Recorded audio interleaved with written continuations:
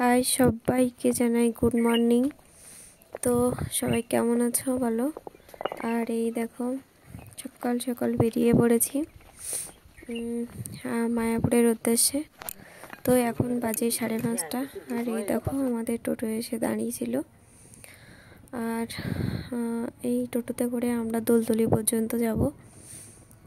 তো দেখো চারিদিকে কি কুয়াশা, শুধু কুয়াশা আর কুয়াশা। তো আমরা সবাই টোটোতে উঠে পড়েছি। আর দেখো ময়না ঘুমিয়ে পড়েছে, ঠান্ডা পড়ছিল ভালো, এই জন্য ওকে এত সুন্দর করে ঢেকে নিয়েছিলাম। তারপরে এই যে আমরা চলে এসেছি দোলদলি খেয়াঘাটে। এটা তো সবাই চেনো। তারপর এখান থেকে যাব লেবুখালি পার, খেয়া পার হয়ে। তো আমাদের কোথাও যেতে গেলে এই খেয়াটা পার হতে হয়।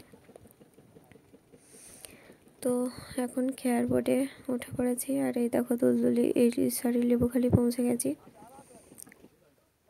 এই পৌঁছে গেছি। আর মা বাবা ভাই ওরা এখনো এসে পৌঁছায়নি।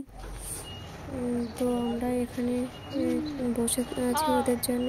তো এখান থেকে একটু চা খেয়ে নেবো, চা বিস্কুট। তো দেখো ওরা আসার পরে আমরা দোলদলি থেকে লেবুখালি থেকে চলে এসেছি হাসনাবাদ। হাসনাবাদ থেকে ট্রেনে উঠে গেছি। তো এখান থেকে যাবো বারাসাত। তো দেখো বারাসাত থেকে আমরা অটো করে এসেছিলাম ব্যারাকপুর থেকে এবার ট্রেন ধরবো। এখানে দাঁড়িয়ে আছি ট্রেনের জন্যে। তো এখানে অনেকক্ষণ আমরা ওয়েট করছিলাম। এখানে একটু খাওয়া দাওয়া করলাম। তারপর ট্রেনটাও একটু লেটে ছিল। তো আমরা ব্যারাকপুর থেকে চলে আসলাম কৃষ্ণনগর। তো এই দেখো কৃষ্ণনগর পৌঁছে গেছি। তো এখান থেকে ও দুপুরের খাবার কিনে নিচ্ছিল, যেহেতু ওখানে দুপুরে গিয়ে কী খাবো। তো ঘরটার কিছু ঠিক করা হয়নি, ওখানে গিয়ে সব কিছু ঠিক করতে হবে। এই জন্য এখান থেকে খাবারটা নিয়ে যাচ্ছিলাম। তো এই টোটোতে উঠবো এবার। তো টোটোতে উঠে আমরা যাব ফেরিঘাট। দেখো তো অটোতে উঠে গেছি আর ফেরিঘাটেও এসে পৌঁছে গেছি।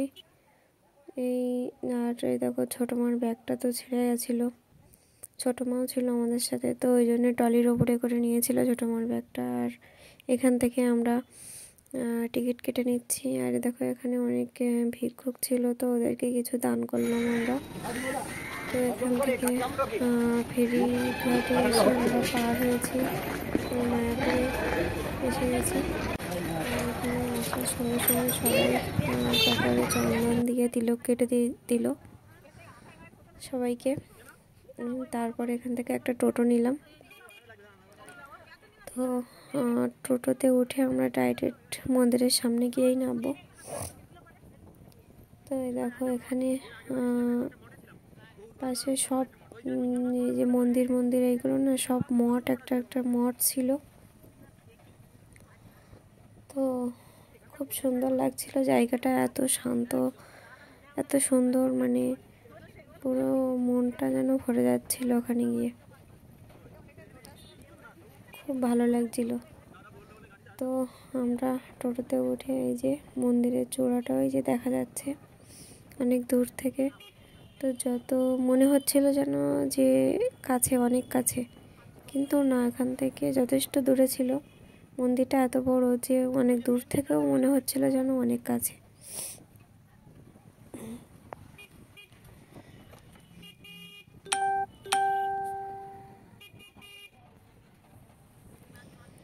তো সবাই তো 1-2বার 3বার অনেকেই গিয়েছে, আমি এই ফার্স্ট টাইম গেলাম।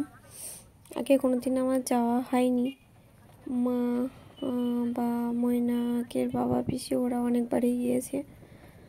আর আমি, আমার ভাই, আমার মা, আমার বাবা, মা আগেও গিয়েছে। আর আমরা 3জনেই ফার্স্ট টাইম যাচ্ছি। তো এই দেখো মন্দিরটা কত কাছে মনে হচ্ছে না, কিন্তু এখনও কিন্তু মন্দিরের কাছেও আসিনি আমরা। আর দুপাশে দেখো কত সুন্দর সুন্দর দোকান, কত সুন্দর সুন্দর জিনিস। খুব ভালো লাগছিল দেখে, কিনতেও ইচ্ছা হচ্ছিল, কিন্তু তখন তো ব্যাগ ছিল কাছে আর কষ্ট হচ্ছিল যে ঘরে গিয়ে একটু রেস্ট নেব, ওই জন্য আমরা নামিনি ওখান থেকে। তো এই যে মন্দিরের সামনে মনে হয় চলে এসেছি প্রায়। তো এবার আমরা নামবো। এই যে দেখো মন্দিরটা রাস্তার উপর দিয়ে। তো এই যে মন্দিরের গেট দিয়ে ভিতরে প্রবেশ করলাম আমরা। এটা তো অনেক বড় এরিয়া। তো মেন যে মন্দির সেখানে পৌঁছাতে সে তো সন্ধ্যাবেলা, আর ওখানে গিয়ে তো ফোন নিয়ে ঢুকতে দেবে না, তো বাইরেটা থেকে আমরা ভিডিও করছিলাম। এই যে তো আমরা প্রথমে গাদা ভবনে ঢুকেছিলাম, কিন্তু ওখানে কোনো রুম পাইনি। তো তারপর আমরা চলে গেছিলাম নামহাট্টা ভবনে, ওখানে রুম পেয়ে গেছিলাম। তো এখানে কিছুক্ষণ আমরা গাদা ভবনে কিছুক্ষণ বসেছিলাম, ওখানে ছবি টবি করলাম, দেখছিলাম, একটু ভিডিও করছিলাম। এই যে সবাইকে ছবি তুললাম, জায়গাটা খুব সুন্দর লাগছিল, আর ওখানে সবাই ছবিও তুলছিল, তাই আমরা একটু তুলে নিলাম। তো আজকের এই ভিডিওটা এই পর্যন্ত, দেখা হচ্ছে পরের ভিডিওয়। তো এই ভিডিওটা ভালো লাগলে লাইক কমেন্ট শেয়ার করে দিও, সাবস্ক্রাইব করে দিও চ্যানেলটা। সবাইকে টাটা, ভালো থেকো সবাই।